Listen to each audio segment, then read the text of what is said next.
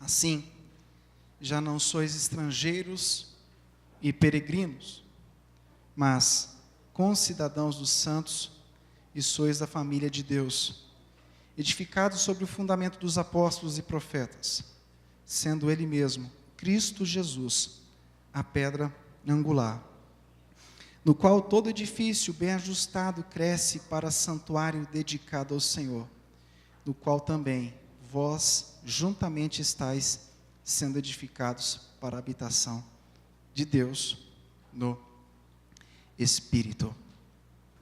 E quando a gente fala de graça comum, a gente tem que entender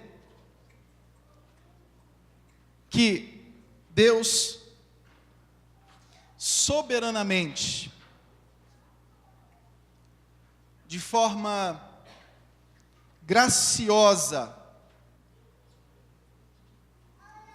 sem nenhum tipo de merecimento, nós, sem nenhum tipo de merecimento, fomos chamados por esse Deus.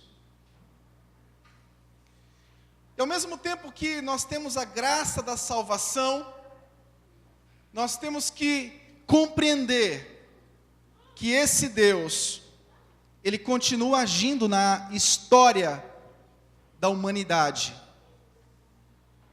cuidando da sua obra. A graça comum seria justamente essa relação de Deus com tudo aquilo que foi criado, sustentando todas as coisas com a palavra do seu poder, conforme algumas canções que foram cantadas aqui. Agora, o que nos deixa mais intrigados é a relação do cristão em relação às outras coisas da vida. Todos nós, Isaías Lobão pregou semana passada, todos nós somos criados à imagem e semelhança do Senhor. Mas acontece que Adão profanou o culto lá no Éden. E Deus disse para ele: olha, não coma do fruto da árvore do conhecimento do bem e do mal, porque se você comer você vai morrer. E literalmente ele morreu. E de repente nós somos alcançados por Cristo, que nos restaura. O que Cristo faz é justamente isso, meus irmãos. Ele restaura o nosso culto. Hoje nós temos como cultuar a Deus pelo sacrifício vivo de Cristo Jesus. Mas nós não compreendemos o porquê que tem pessoas, olha o nó que a nossa cabeça dá às vezes. Tem pessoas que não conhecem a Cristo e praticam ações morais. Ao passo que tem pessoas que conhecem a Cristo e o testemunho às vezes deixa a desejar. Aí você, olha aqui para mim, disperso ou não? Aí você diz o seguinte: poxa, olha ali, está vendo fulano? Fulano detesta Cristo, mas ele tem algumas ações morais, ele pratica algumas coisas boas. Mas olha, por outro lado, olha Beltrano, está dentro da igreja, diz que está salvo, e eu vejo esse cara vacilando. Bom, como desfazer esse nó? Primeira coisa, nós temos que compreender que todo ser criado, ele tem uma uma consciência de que existe um Deus soberano. Embora ele não admita isso, embora muitas vezes ele se rebele contra, na maioria das vezes, em todas as vezes, ele se rebele contra esse Deus, ele tem a consciência de que existe um Deus soberano. Mas ao mesmo tempo que a humanidade tem consciência de um Deus soberano, as ações morais desse povo não justifica-os diante de Deus, porque a Bíblia diz em Romanos 3:23, que todos pecaram e destituídos estão da glória de Deus. Tudo que eu faço de bom não me faz merecedor daquilo que Deus só dá de graça e pela graça. Então, uma pessoa que tem ações morais bem vistas, aquele cara que faz tudo certo diante de Deus, ele é pecador. Nenhum tipo de ação moral que um ser criado, e embora às vezes não tenha sido salvo, pratica, não faz dele nem um pouco merecedor da obra de Deus. Agora, por outro lado, para nós, que fomos salvos pela graça,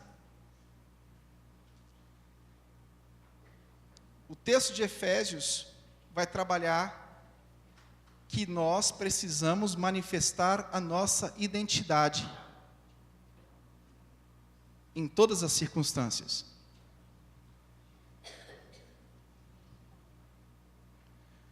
Porque muitas vezes você e eu nós observamos o comportamento de pessoas que não conhecem a Cristo, e às vezes são comportamentos eticamente e moralmente corretos, e a gente diz, esse cara está melhor que os crentes,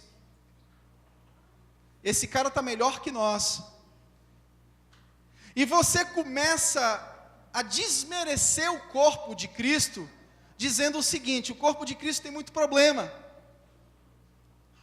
tem muitas pessoas que são erradas, tem muitas pessoas que você olha e diz, meu Deus, olha só a situação dessa pessoa.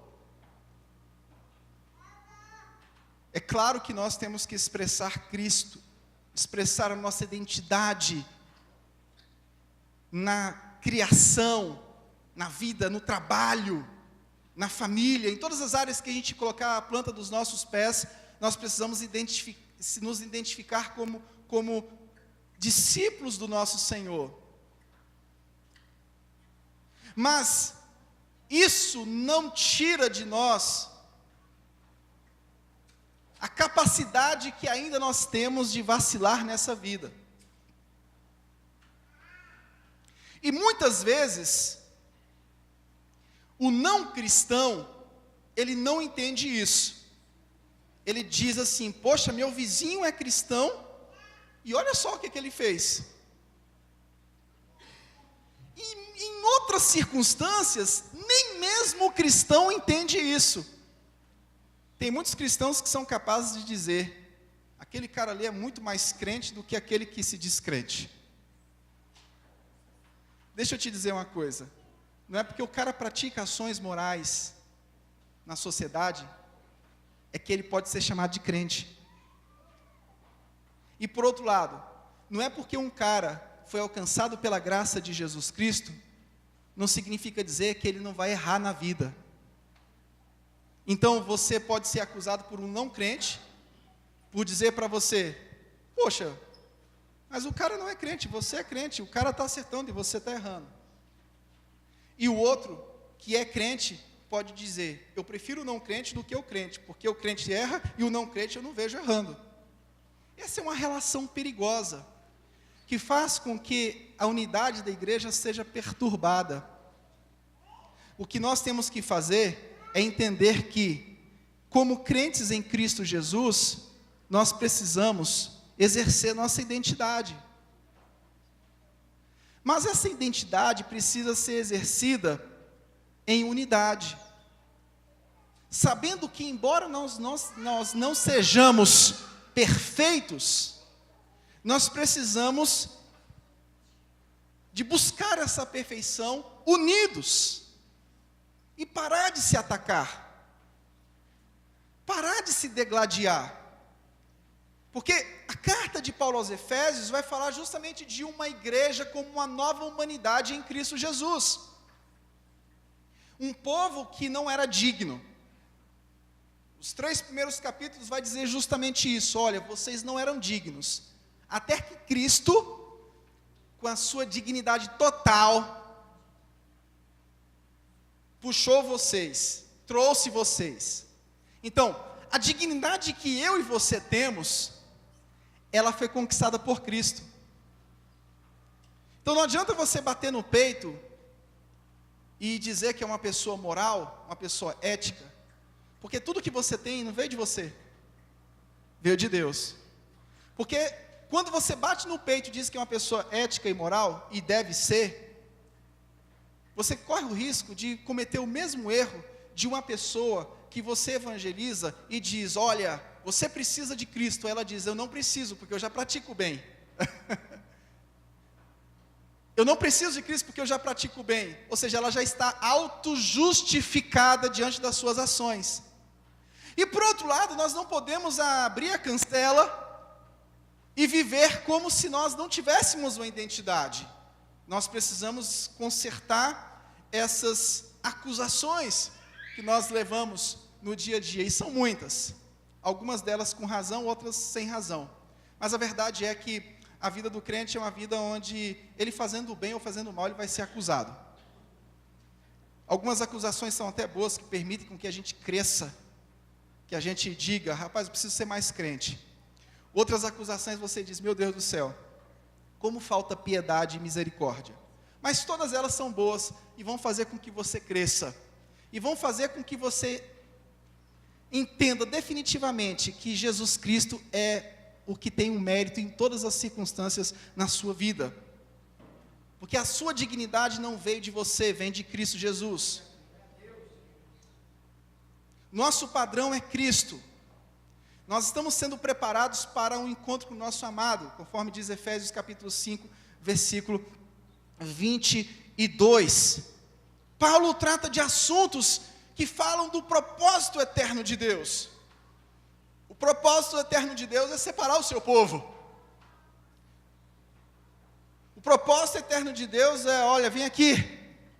Mas o propósito eterno de Deus é gerar uma simbiose entre esse Deus que chama e esse Deus que diz, agora vai e seja como eu sou. A identidade do povo de Deus. Deus nos escolhe, nos chama para boas obras. É isso que nós queremos que você entenda. Muitas pessoas, elas praticam boas obras, embora elas não sejam salvas. Mas nós, que temos convicção da nossa salvação, precisamos entender que as boas obras precisam ser praticadas. Sabendo nós que elas não serão praticadas para nós herdarmos a eternidade. Mas porque fomos achados por Cristo, consequentemente nós temos que ser como Ele é.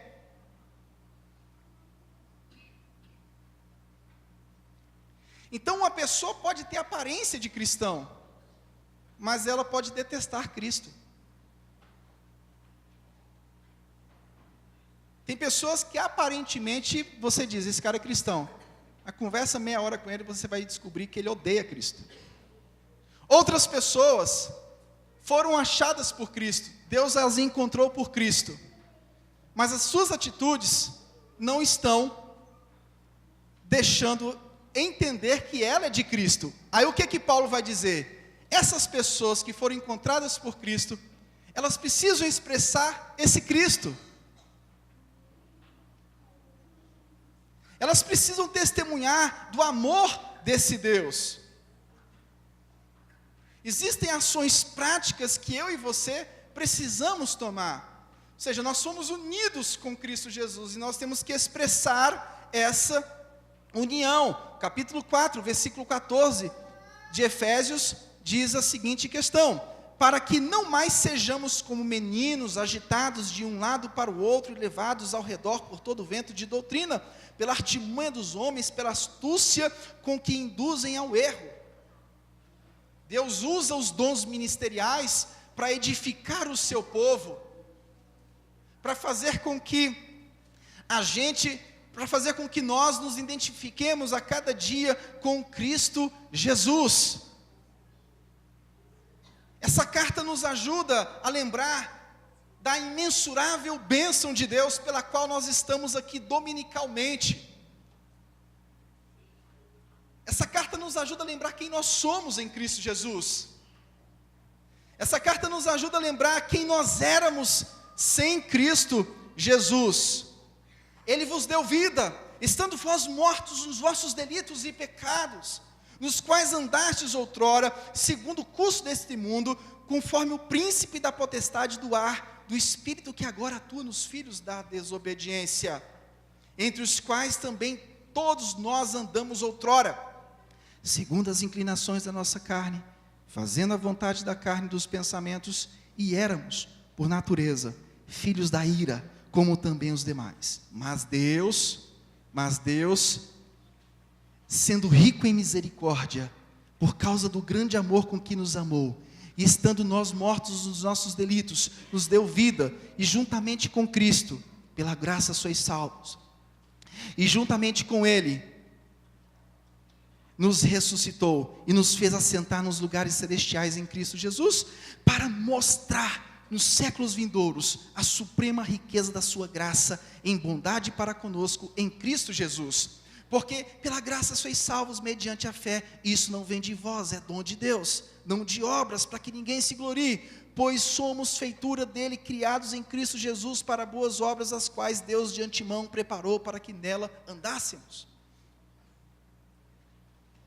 O mistério da igreja descrito aqui em Efésios é justamente isso. Existia uma verdade que estava oculta, que foi revelada. Em Cristo Jesus, judeus e gentios agora são um mesmo povo, co-herdeiros e coparticipantes da promessa de Cristo. Sendo assim, nós nos tornamos um corpo espiritual e terreno.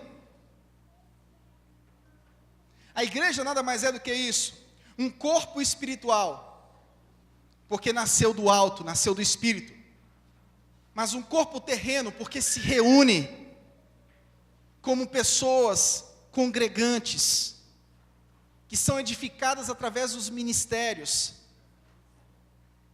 e que ao sair do seu culto público, testemunha através da missão, através da evangelização, através do seu próprio testemunho, a sua vida em Cristo Jesus.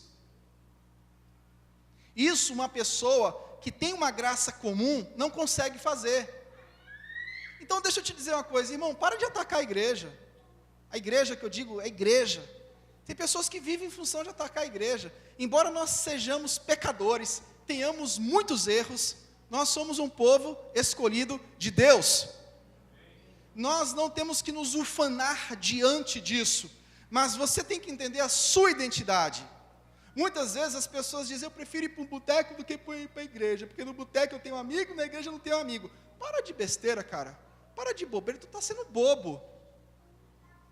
É porque no boteco eu tenho amizades leais. Amizade de boteco é amizade boa, leal. Que leal o quê? Às vezes o cara apresenta alguma característica ética, ele vai te dizer, eu consigo ser leal a você, cara.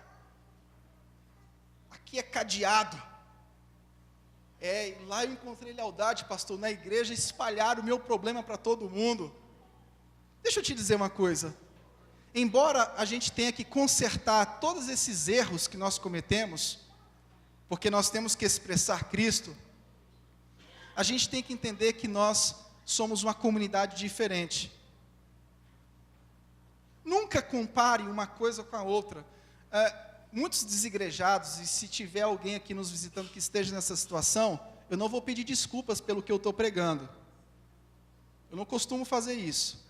Muitos desigrejados criam esse tipo de discurso e de costume, acusando a igreja que deveria ser isso e não é. E elevando o conceito de pessoas que não são e aparentemente é. Você precisa ler mais a Bíblia e entender quem você é em Cristo Jesus. E quem a igreja é em Cristo Jesus. Você já viu aquela história de que o pai pode falar mal do filho, mas ele não admite que ninguém de fora fale dele? É assim, é com você. Você pode arrepiar com seu filho. É o que Deus faz conosco, nos exortando, nos edificando e nos consolando através da pregação. Mas o mundo não pode olhar para nós e dizer que é melhor que nós, porque lhes falta tudo. Falta Deus em Cristo Jesus. Nós podemos nos corrigir pela palavra. Agora cuidado, porque às vezes uma pessoa que não tem nada a ver com Cristo está querendo doutrinar pessoas em Cristo. Não aceite ser doutrinado por pessoas que não conhecem a Cristo. Embora pessoas que conheçam a Cristo tenham erros, e você às vezes se escandaliza ao ver os erros dela, e essas pessoas precisam consertar diante dos seus erros, e você precisa parar de ficar acusando pessoas porque você se escandalizou com elas. Apesar de tudo isso, a palavra final são as Escrituras Sagradas. A igreja é o baluarte da verdade, diz a primeira epístola de Paulo a Timóteo. Ela não é dona dessa verdade no sentido de que ela tem um poder de dizer o que ela quer acerca da verdade, mas ela está submissa a essa verdade, e ela prega essa verdade, e embora a gente tenha muitos problemas no mundo, nós somos a igreja do Senhor Jesus Cristo, e você precisa não se orgulhar disso, mas você precisa se alegrar por isso, vestir a camisa como um povo eleito de Deus. Pare de acusar. Às vezes a tua mulher não aguenta mais ver você acusando tanto a igreja. Às vezes o teu marido não aguenta mais ver você, o seu assunto é a igreja. O seu assunto é o irmão. Aquele irmão não dá testemunho, ele não é digno de mim. Sim, aquele irmão está errado, ele precisa dar testemunho. A rota dele precisa ser corrigida. Mas você está errado do mesmo jeito, meu querido irmão. Você está errado do mesmo jeito, porque você está querendo dizer que ele não é digno de você. Ninguém é digno de andar, às vezes, com esse tipo de pessoas. E às vezes a coisa começa a se tornar insuportável. Você sabe que teve um período na minha vida que eu olhei para mim mesmo e comecei a não suportar mais a minha própria voz. Por quê? Porque pessoas críticas demais, elas só escutam a própria voz. Pessoas críticas em excesso, elas só ouvem a própria voz. Você fala com ela, ela não te ouve. Por quê? Porque ela só consegue ouvir a própria voz. A estultícia é tão forte que ela só ouve a própria voz. Mas chega um tempo que pessoas estúpidas que conseguem ouvir só a sua própria voz, que era o meu caso, elas começam a não suportar mais a sua própria voz. E elas começam a se identificar da seguinte forma. Eu tenho a convicção que é uma ação de Deus nisso aí. Cara, tu é muito chato, para com isso. Se nunca você passou por isso, você precisa passar por isso. Porque às vezes alguém diz que você é chato. A tua esposa diz que você é chato. Teu marido já te falou isso, mas você não está acreditando. Você só vai acreditar a partir do momento que você não conseguir suportar ouvir a sua própria voz. Quando você falar, você diz: rapaz, mas eu sou um ignorante. Olha o que eu acabei de falar. A tua própria voz vai começar a te incomodar. Nós somos um corpo terreno, sujeito a erros, mas um corpo espiritual, um organismo, um povo eleito, pessoalmente por Cristo. pela soberania dele, pela eternidade, imutabilidade, graciosidade, incondicionalmente. Fomos eleitos para boas obras. Capítulo 1, versículo 4 diz: olha, assim como nos escolheu nele antes da fundação do mundo, para sermos santos e irrepreensíveis perante ele e em amor.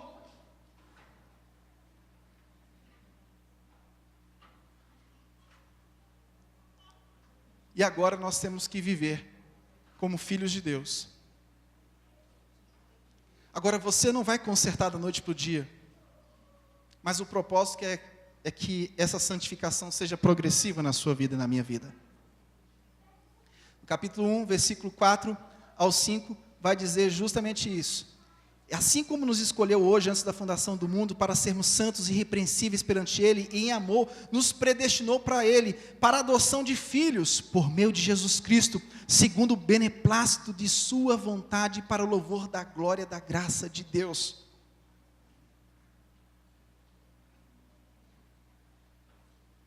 Sim, tem muitas coisas para serem consertadas. Sim, nós estamos em construção. Nós estamos em contínua reforma. Sim, você e eu precisamos mudar em muitos aspectos da nossa vida. Mas o texto de Efésios, ele traz 4 questões fundamentais para a nossa vida. Embora nós passemos por todas essas questões, acusação, isso, aquilo outro, diante de todos os dilemas que você vive no dia a dia, querer achar o local perfeito para congregar, nunca vai achar. Eu vou te dar aqui 4 questões fundamentais do livro de Efésios, carta de Paulo aos Efésios, e você vai repensar as suas atitudes acerca de quem você é, acerca de quem nós somos, e acerca de quem nós temos que ser. E a partir dessas 4 questões aqui, você vai tomar uma postura de, quando você olhar e dizer igreja, você colocar o seu nome nisso. É porque a igreja, você faz parte. Primeira coisa, capítulo 2, nosso texto base, do versículo 19 em diante, nós aprendemos 4 coisas. Primeiro, a igreja é uma em Cristo Jesus. Assim, já não sois estrangeiros e peregrinos, mas concidadãos dos santos, e sois a família de Deus. Primeiro ponto, você está aqui, mas você não é daqui. Você é um em Cristo, assim como Cristo é um com o Pai.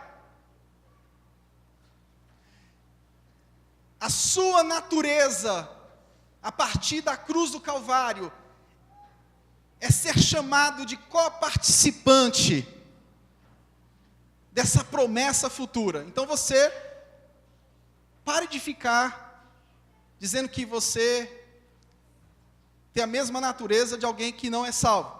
Não tem. Você não se ufana da sua salvação, porque se você se ufanar, você não entendeu que a salvação veio pela graça. Mas pare de dizer que você ou o povo de Deus é igual ao povo lá fora, que não é. Não é. Nós somos um em Cristo Jesus. Cristo Jesus veio ao nosso encontro e trouxe uma unidade entre nós, Deus, nós e o nosso Senhor, por intermédio do vínculo da cruz. Você é de Cristo. Nunca se esqueça isso. Paulo escreve com esse propósito: lembrar-nos quem nós somos de Cristo.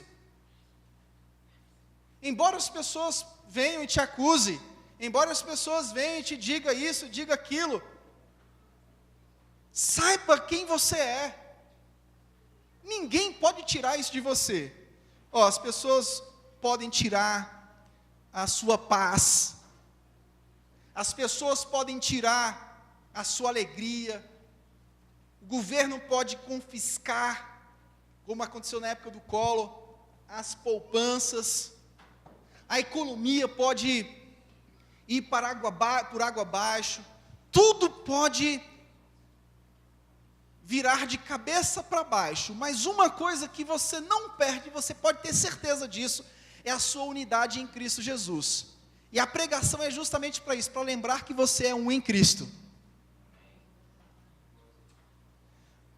Por isso que você não pode estar preso a coisas e pessoas, porque no frigir dos ovos, quem vai restar para a sua vida é Cristo. Nós amamos os nossos filhos, nós amamos os nossos projetos, nós amamos tudo que está ao nosso redor, mas acima de tudo isso, é Cristo. Por quê? Porque se todas essas coisas forem tiradas, a única coisa que não vai ser tirada da sua vida é o Senhor Jesus. Tudo pode ser tirado da sua vida. Eu não quero que aconteça isso nem comigo, nem com a minha família, nem com ninguém que está aqui. Mas nós podemos ser vítimas de catástrofes onde família, bens, filhos, tudo pode ir embora. Você aqui, olha aqui para mim, papai, mamãe, eu sei que você está sofrendo com essa mensagem que eu estou te dando, porque eu também sofro com ela está acabando com a minha vida aqui agora. Mas eu quero te dizer, se Deus tirar tudo de você, quem vai sobrar na sua vida? Às vezes a gente olha para os nossos filhos e diz assim, caramba, eu não consigo mais viver sem esse meu filho. Esses meus filhos são a razão do meu viver. Nunca diga isso. Nunca diga que os seus filhos são a razão do seu viver, porque um dia os seus filhos podem ir, e você vai descobrir que a razão do seu viver era Cristo, não eram os seus filhos, porque você vai continuar vivendo e sustentado por Ele. Nunca diga que a razão do seu viver é o seu marido, esse pecador que está do seu lado. Nunca diga que a razão do seu viver é a sua esposa, essa pecadora que está do seu lado.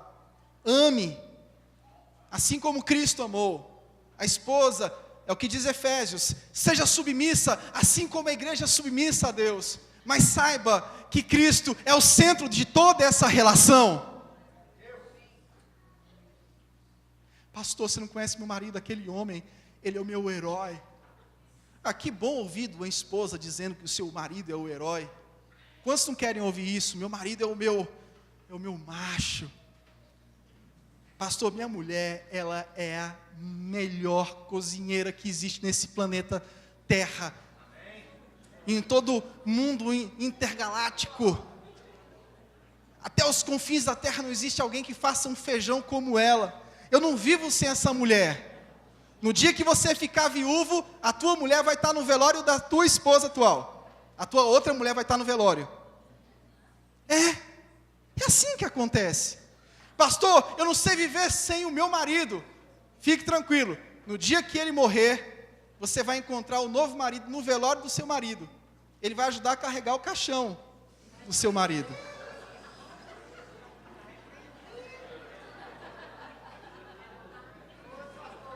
Eu fiz todas essas ilustrações para mostrar para você que filhos, marido, mulher, são muito importantes na nossa vida. Mas eu fiz tudo isso para dizer para você que o mais importante é a nossa unidade em Cristo Jesus. Efésios capítulo 4, versículo 3 diz: esforçando-vos diligentemente por preservar a unidade do Espírito no vínculo da paz, há um só corpo e um Espírito, como também fostes chamados numa só esperança da vossa vocação. Há um só Senhor, uma só fé, um só batismo, e um só Deus e Pai de todos, o qual é sobre todos e age sobre todos e está em todos. Segundo lugar, nosso texto base fala da igreja como um organismo santo. Capítulo 2, versículo 21, diz o seguinte: no qual todo edifício bem ajustado, cresce para santuário dedicado ao Senhor, no qual também vós juntamente estáis sendo edificados para a habitação de Deus no Espírito. Primeiro, a igreja é uma em Cristo. Segundo, a igreja é santa. Embora o homem comum, o homem natural possa exercer o bem moral, porque nele tem a impressão de Deus, ele não pode ser santo. Só você pode ser santo. Embora muitas pessoas, pastor, meu chefe, ele só falta receber a carteirinha da igreja de membro, mas ele já é crente. Para de bobeira, cara. Não existe isso não. O homem natural, ele exerce o bem moral, mas a santidade é um atributo do povo de Deus, conquistado na cruz do Senhor. A gente pode ter muitos erros, e temos muitas coisas para consertar, mas existem coisas em nós que são distintivas, e Paulo está lembrando esses fatores distintivos que nós temos. Terceiro, a igreja, ela está espalhada no mundo inteiro, ela é católica, não é católica no sentido de nós somos católicos romanos, significa dizer que a igreja está espalhada no mundo inteiro, invisível e visivelmente. Jesus está cuidando do seu povo na face da terra.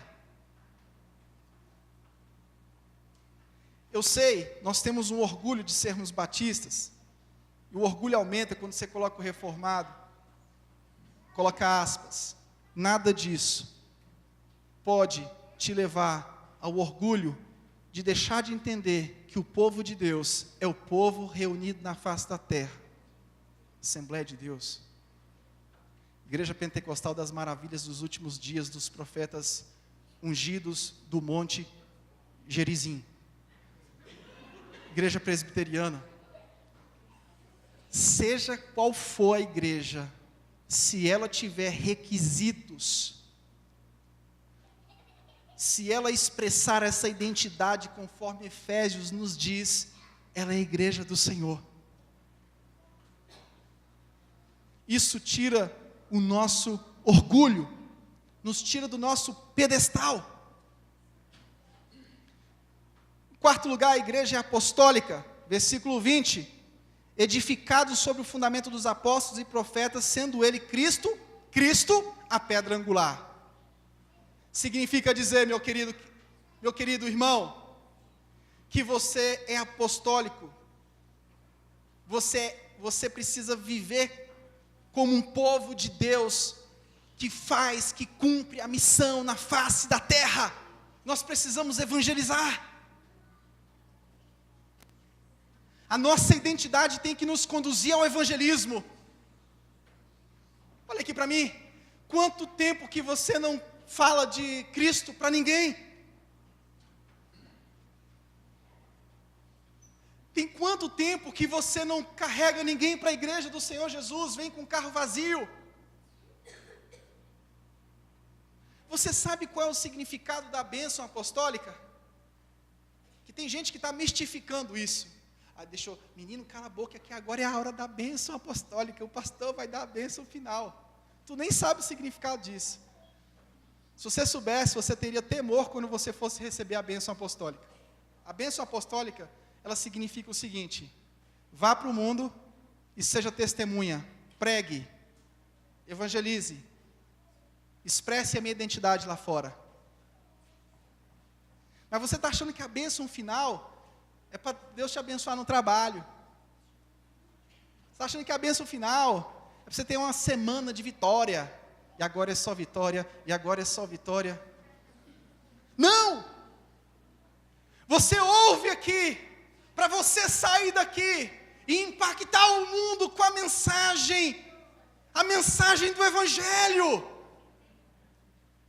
Deus tem falado pelas Escrituras Sagradas do meu coração ultimamente sobre missão. Essa semana eu fui muito tocado sobre missão. A missão é algo que não vai deixar você cair no ostracismo. A missão pela graça é algo que sustenta a sua jornada, porque você não está fazendo nada simplesmente para ser visto.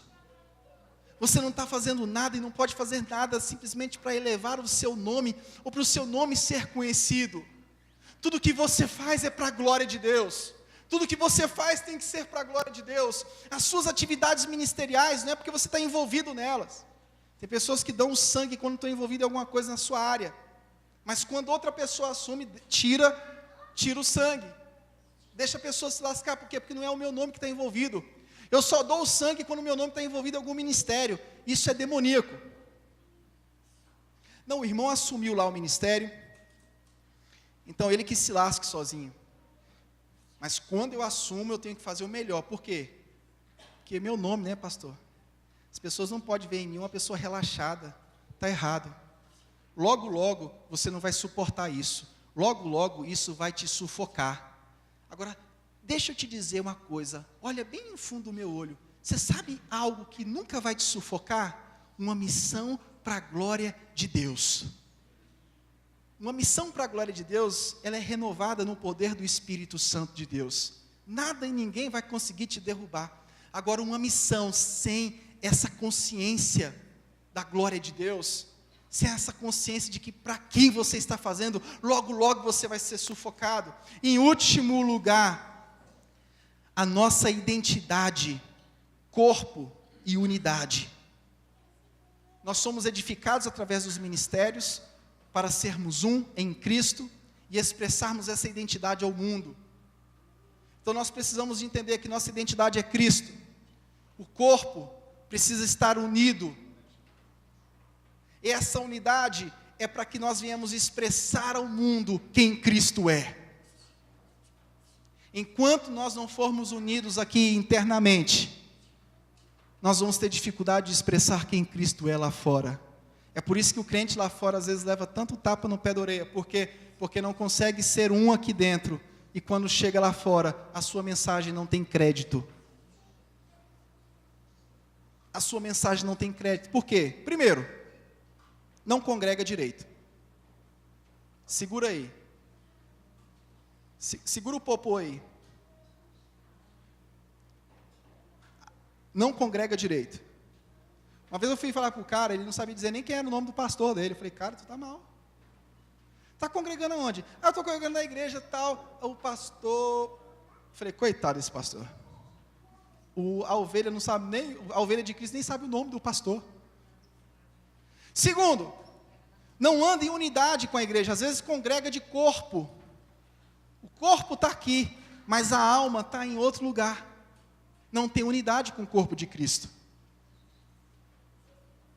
Não sofre com os que sofrem, não se alegra com os que se alegram.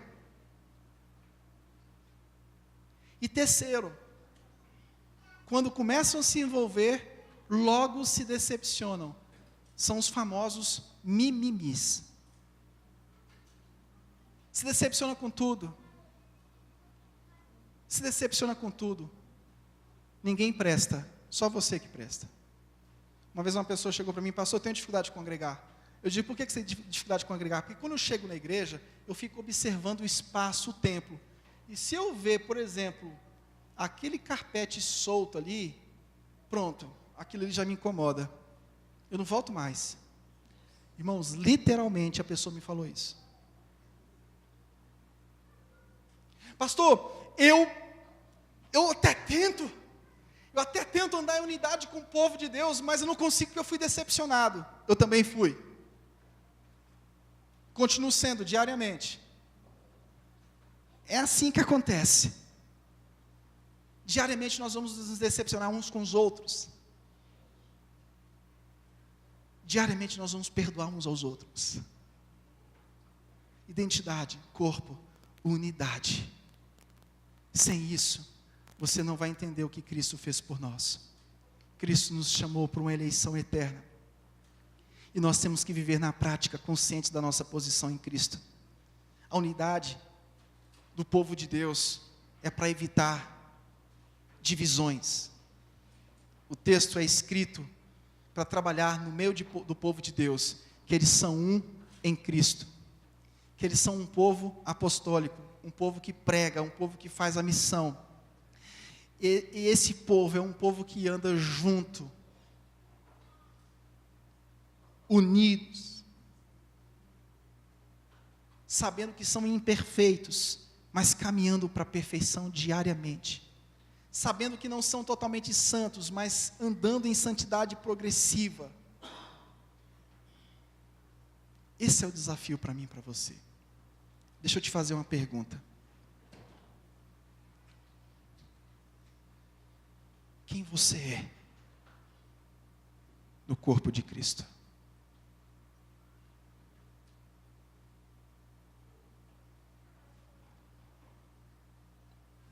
Primeiro, quem você é? Qual a sua natureza? Não, pastor, eu entendi, eu sou de Cristo. Eu nasci do alto. Maravilha. Segunda pergunta. Você já entendeu que você nasceu de novo? Você é de Cristo. Segunda pergunta. Como é que está a sua identidade com o corpo de Cristo? Porque se você é de Cristo, inevitavelmente, você tem que andar em unidade com o corpo de Cristo. Não tem como ser de Cristo e não andar em unidade com o corpo de Cristo. São coisas incoerentes. É isso que a carta vai nos ensinar. Eu sou de Cristo, mas a minha unidade acontece no corpo de Cristo. Pastor, eu estou fazendo uns cultos lá em casa e coisa e tal, coisa mais informal. Assim, pastor, a gente não tem placa. Nós não somos uma denominação. Nós estamos reunindo lá em casa e tal. Logo, logo isso vira uma denominação. Não se preocupe. Pastor, a gente não trabalha com a igreja assim, a gente não coloca nome, a gente não gosta de rótulo. Aí as pessoas vão dizer assim, vamos lá no culto naquela igreja que não tem rótulo? Qual é o nome da igreja? Igreja que não tem rótulo.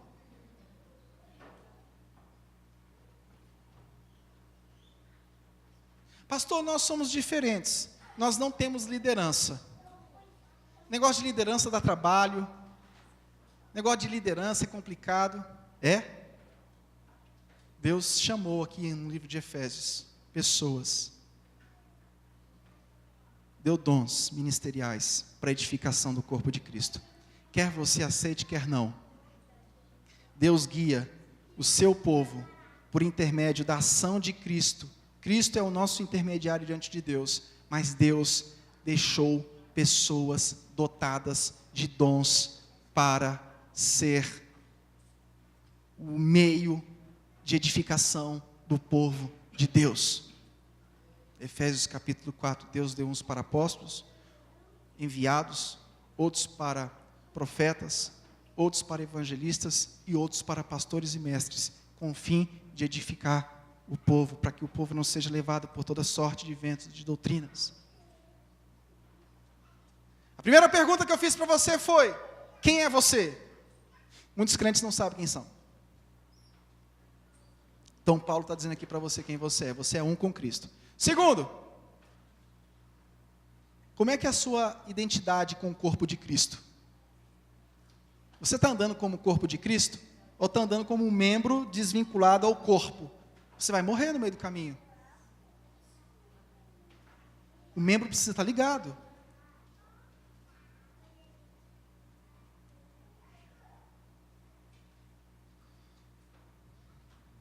E a terceira pergunta: como você tem expressado essa identidade lá fora? Como tem sido a sua expressão de identidade lá fora? Você anda se vangloriando de quem você é, ou você anda expressando quem Cristo é?